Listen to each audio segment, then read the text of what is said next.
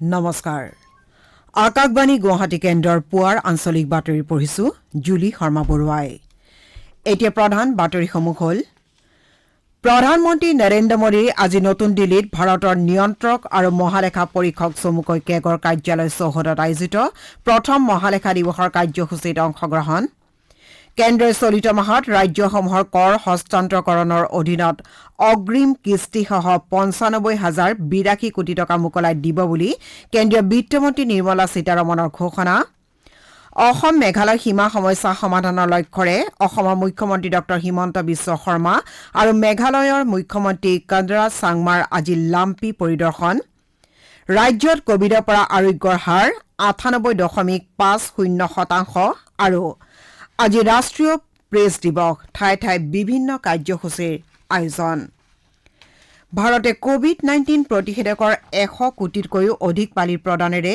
ইতিহাস ৰচাৰ বাবে আকাশবাণীয়ে দেশৰ চিকিৎসক নাৰ্ছ আৰু আগশাৰী কৰ্মীসকলৰ লগতে প্ৰতিষেধক গ্ৰহণ কৰি এই লক্ষ্যত উপনীত হোৱাটো সম্ভৱ কৰি তোলা জনসাধাৰণলৈ অভিবাদন জনাইছে একে সময়তে আমি শ্ৰোতাসকলক কোভিড-19 বিৰোধী যুঁজখন এতিয়াও সমাপ্ত হোৱা নাই বুলি সকীয়াই দিব খুজিছো সমূহ শ্ৰোতাকে আমি দুই পালি প্ৰতিষেধক গ্ৰহণ কৰাৰ লগতে আনকো এই ক্ষেত্ৰত সহায় কৰিবলৈ আহ্বান জনাইছো উৎসৱৰ এই সময়ছোৱাত সকলোকে তিনিটা সহজ কোভিড বিধি মানি নিজক সুৰক্ষিত কৰি ৰাখিবলৈ আমি আহ্বান জনাইছো মাস্ক পৰিধান কৰক ২ গজ দূৰত্ব বৰ্তাই ৰাখক আৰু হাত আৰু মুখৰ পৰিষ্কাৰ পৰিচ্ছন্নতাত গুৰুত্ব দিয়ক কোভিড সংক্ৰান্তীয় যিকোনো তথ্য আৰু পৰামৰ্শৰ বাবে আপোনালোকে ৰাষ্ট্ৰীয় হেল্পলাইন নম্বৰ 011-23978-046 অথবা 1075 আৰু ৰাজ্যিক হেল্পলাইন নম্বৰ 104ত ফোন কৰিব পাৰিব এতিয়া শুনক বিতং বাতৰি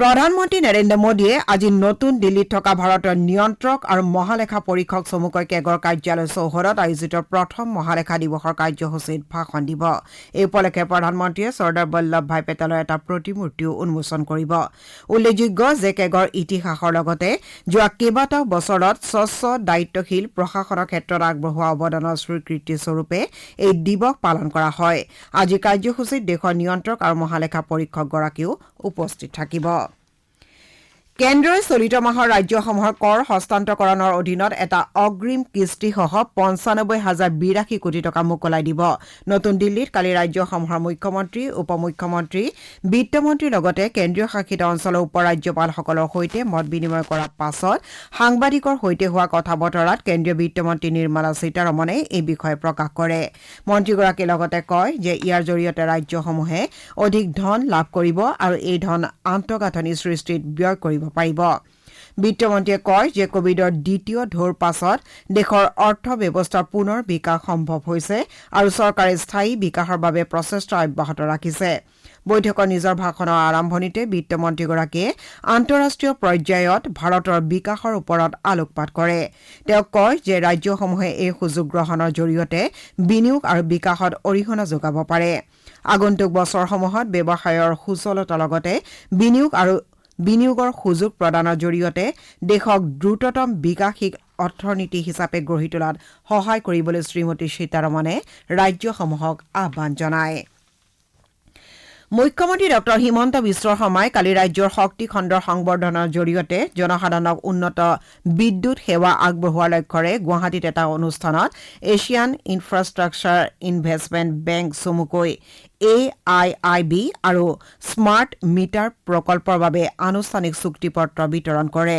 ৰাজ্যৰ শক্তি খণ্ডৰ বিদ্যুৎ বিতৰণ প্ৰণালী সম্প্ৰসাৰণ আৰু লোকচান হ্ৰাসৰ লক্ষ্যৰে প্ৰায় ৩,২৮৪ কোটি টকা ব্যয় সাপেক্ষে গ্ৰহণ কৰা এই AIIB অনুমোদনপ্ৰাপ্ত প্ৰকল্পৰ অধীনত বিদ্যুৎ খণ্ডৰ উপসংবহন তথা বিতৰণ নেটৱৰ্ক শক্তিশালীকৰণ উন্নত ভল্টেজৰ ব্যৱস্থাপনা নেটৱৰ্কৰ উচ্চ প্ৰাবল্য আৰু নিম্ন প্ৰাবল্যৰ অনুপাতৰ উন্নয়ন আদি বিভিন্ন পদক্ষেপ গ্ৰহণ কৰা হ'ব আনহাতে প্ৰায় ৫৬৬ কোটি টকাৰ প্ৰকল্প ব্যয়েৰে প্ৰিপেইড স্মাৰ্ট মিটাৰিং প্ৰকল্পৰ ব্যৱস্থাৰে ৰাজ্যৰ নগৰাঞ্চলত প্ৰিপেইড মিটাৰ সংস্থাপন কৰা হ'ব এই প্ৰকল্পৰ জৰিয়তে বিদ্যুৎ খণ্ডৰ বাণিজ্যিক লোকচান হ্ৰাস পোৱাৰ লগতে উপভোক্তাসকলে স্মাৰ্টফোনৰ জৰিয়তে বিদ্যুৎৰ ব্যৱহাৰ আৰু খৰচ নিৰীক্ষণ কৰিবলৈ সমৰ্থ হ'ব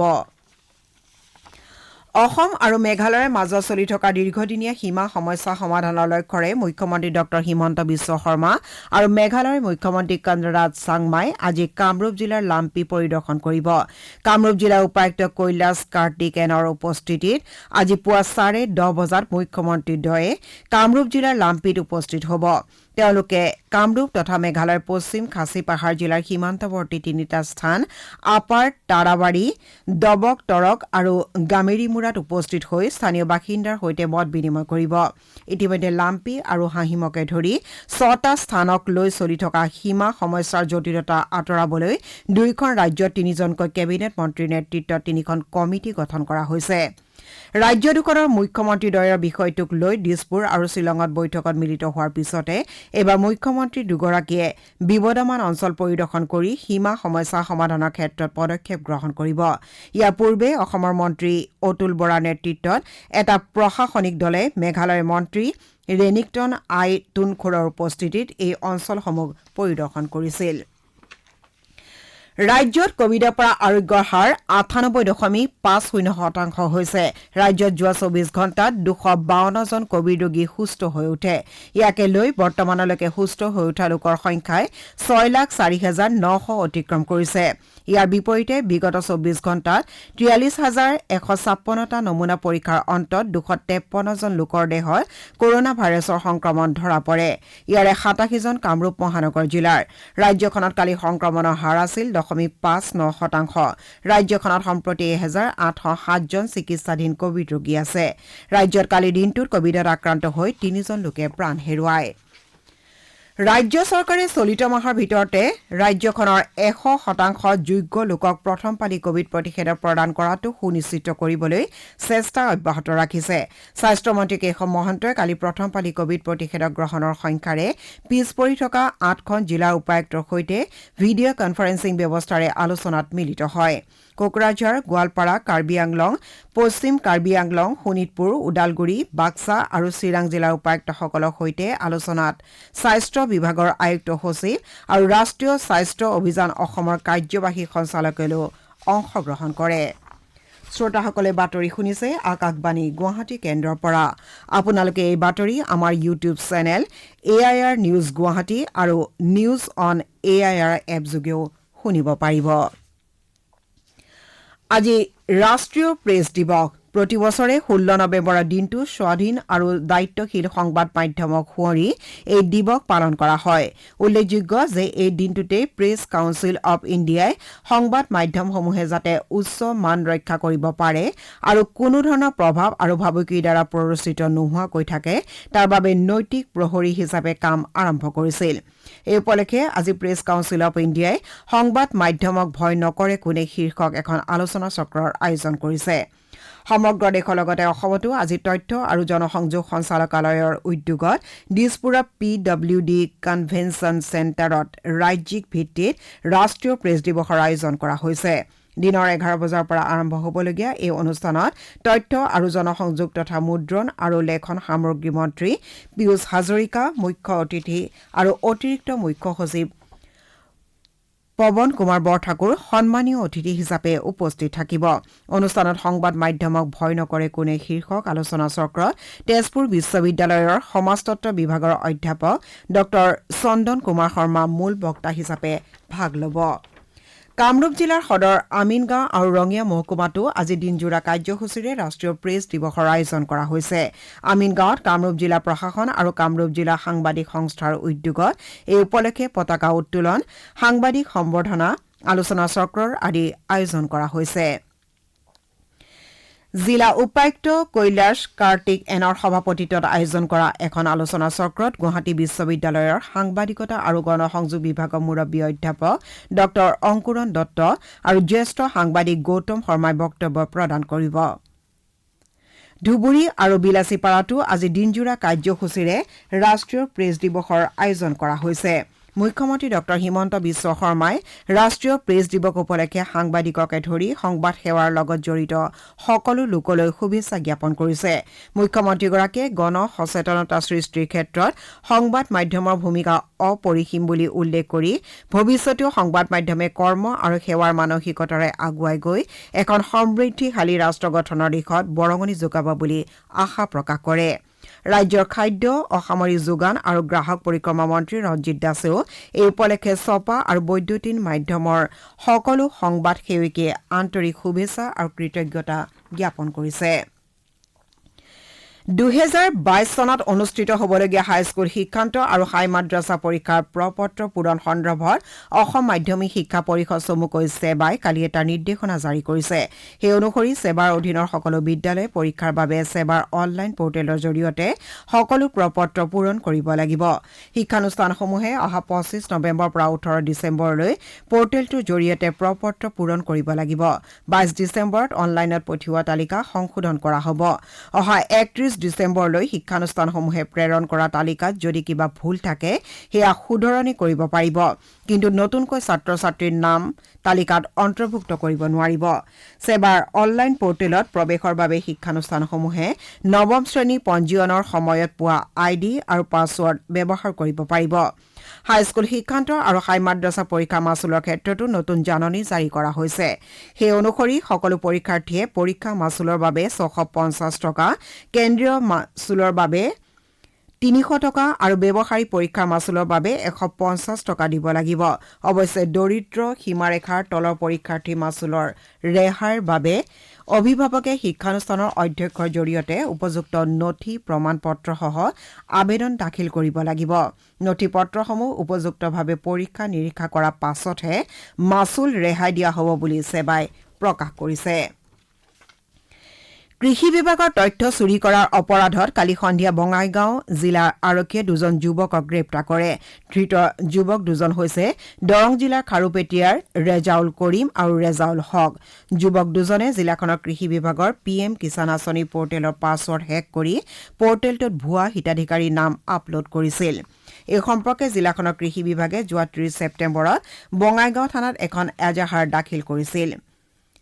ধুবুৰীৰ বিলাচীপাৰা মহকুমাধিপতি জয় শিৱানীয়ে মহকুমাটোৰ কৃষি বিষয়া নিৰ্মল কুমাৰ ঘোষৰ লগতে বিভাগটোৰ অন্যান্য বিষয়ববীয়াৰ লগত কালি সূৰ্যখাতা 2য় খণ্ড গাঁৱৰ 10 বিধ ধানৰ জাতৰ কেফেটেৰিয়া পৰিদৰ্শন কৰে। তেওঁ লগতে আত্মা আঁচনিৰ অধীনত নাইৰ আলগা, মহামায়া আৰু বিলাচীপাৰা উন্নয়ন খণ্ডৰ 3টা মহিলা আত্মসহায়ক গোটক উন্নতমানৰ বগৰী, অমিতা, মধুৰিআম আদি গছপুলি বিতৰণ কৰে। এতিয়া শুনক আজি গুৱাহাটীৰ পৰা প্ৰকাশিত বাতৰি কাকতসমূহৰ মুখ্য বাতৰি চমু অৱলোকন পৰিস্মিতা দিহিঙীয়াৰ পৰা। আলিগড় মুছলিম বিশ্ববিদ্যালয়ৰ জীৱ বিজ্ঞান বিভাগৰ অধ্যাপক তথা অসম সন্তান ডক্টৰ হিফজুৰ ৰহমান ছিদ্দিকীয়ে শেহতীয়াকৈ যকৃতৰ কৰ্কট ৰোগৰ আৱিৰ্ভাৱৰ মূল কাৰণ উদ্ভাৱন কৰিবলৈ সক্ষম হোৱা এটা বাতৰি অসমীয়া খবৰ কাকতে প্ৰথম পৃষ্ঠাত প্ৰকাশ কৰিছে। মণিপুৰত উগ্ৰপন্থীৰ আক্ৰমণত নিহত হোৱা শ্বহীদ সুমন স্বৰ্গীয়াৰীক কালি টোপধ্বনিৰে শেষ বিদায় জনোৱা এটা বাতৰিক আমাৰ অসম, নিয়মীয়া বাৰ্তা আৰু দি আছাম ট্ৰিবিউন কাকতে প্ৰথম পৃষ্ঠাত মুখ্য বাতৰিৰ স্থান দিছে। প্ৰদূষণৰ ভয়াৱহতাৰ বাবে ৰাজধানী দিল্লীত সম্পূৰ্ণ তলাবন্ধৰ সম্ভাৱনা শীৰ্ষক এটা বাতৰি দৈনিক অগ্ৰদূত কাকতে মুখ্য বাতৰি হিচাপে প্ৰকাশ কৰিছে। বিগত দুদিন ধৰি ভৈৰৱকুণ্ডত সংঘটিত অগ্নিকাণ্ডৰ বাতৰিটো দৈনিক অসম কাকতে প্ৰথম পৃষ্ঠাত গুৰুত্ব সহকাৰে প্ৰকাশ কৰিছে। দৈনিক জনমভূমি কাকতে ৰাজ্যত উদ্বেগজনকভাৱে জনসংখ্যা বৃদ্ধি পোৱা সম্পৰ্কীয় এটা বাতৰিক মুখ্য বাতৰিৰ স্থান দিছে। আনহাতে অসমীয়া প্ৰতিদিন কাকতে গো সুৰক্ষা আইন গৃহীত হোৱাৰ পিছতো বাংলাদেশলৈ গোধনৰ অবাধ সৰবৰাহ চলি থকা এটা বাতৰি প্ৰথম পৃষ্ঠাত মুখ্য বাতৰি হিচাপে প্ৰকাশ কৰিছে। MGNৰেগা আঁচনিৰ কেলেংকাৰীত অভিযুক্ত গৌৰীপুৰ উন্নয়ন খণ্ডৰ খণ্ড উন্নয়ন বিষয়াক নিলম্বনৰ বাতৰিটো দ্য চেণ্টিনেল কাকতে প্ৰথম পৃষ্ঠাত প্ৰকাশ কৰিছে। এয়া আছিল আজি গুৱাহাটীৰ পৰা প্ৰকাশিত বাতৰি কাকতসমূহৰ প্ৰথম পৃষ্ঠাৰ বাতৰিত চমু অৱলোকন। ধন্যবাদ পৰিস্মিতা। বাতৰি শেষ কৰাৰ আগেয়ে প্ৰধান বাতৰি কেইটামান আকৌ এবাৰ পঢ়ি দিছো। প্ৰধানমন্ত্ৰী নৰেন্দ্ৰ মোদীয়ে আজি নতুন দিল্লীত ভাৰতৰ নিয়ন্ত্ৰক আৰু মহালেখা পৰীক্ষক চমুকৈ কেগৰ কাৰ্যালয় চৌহদত আয়োজিত প্ৰথম মহালেখা দিৱসৰ কাৰ্যসূচীত অংশগ্ৰহণ। কেন্দ্ৰই চলিত মাহত ৰাজ্যসমূহৰ কৰ হস্তান্তৰকৰণৰ অধীনত অগ্ৰিম কিস্তিসহ ৯৫,০৮২ কোটি টকা মোকলাই দিব বুলি কেন্দ্ৰীয় বিত্তমন্ত্ৰী নিৰ্মলা সীতাৰমণৰ ঘোষণা অসম মেঘালয় সীমা সমস্যা সমাধানৰ লক্ষ্যৰে অসমৰ মুখ্যমন্ত্ৰী ডঃ হিমন্ত বিশ্ব শৰ্মা আৰু মেঘালয় মুখ্যমন্ত্ৰী কনৰাড চাংমাৰ আজি লাম্পি পৰিদৰ্শন ৰাজ্যত কভিডৰ পৰা আৰোগ্যৰ হাৰ ৯৮.৫০% আৰু আজি ৰাষ্ট্ৰীয় প্ৰেছ দিৱস ঠায়ে ঠায়ে বিভিন্ন কাৰ্যসূচীৰ আয়োজন এতিয়াৰ বাতৰি ইমানতে শেষ হ'ল।